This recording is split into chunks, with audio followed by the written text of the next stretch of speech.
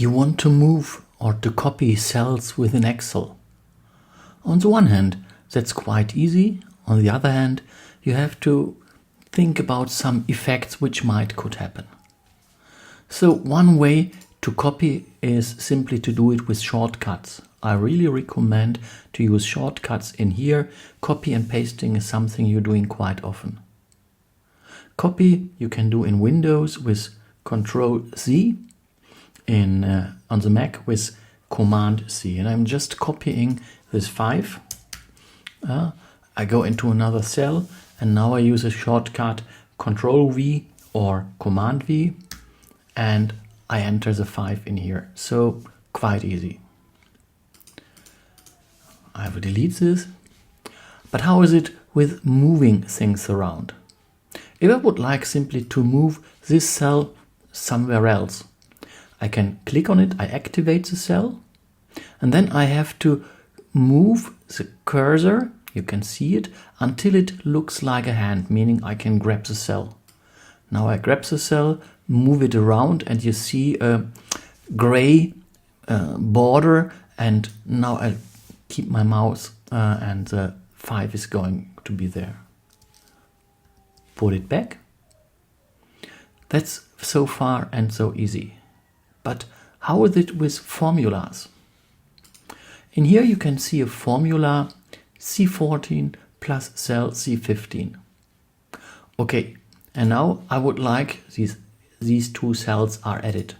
And now I would like to move this cell. So I move it up a little bit. And what you can see is the result is still the same. And you see, if you click on the formula has changed. Now it's C13 plus C15. So there is an adaptation, there is some kind of intelligence within Excel. If you move things around, things might happen. Okay, move it back.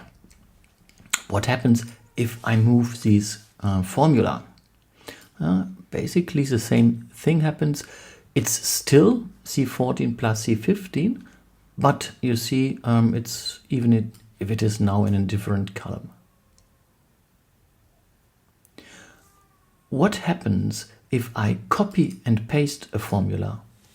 Again, I'm copying using the shortcuts, copy, and I paste it in here.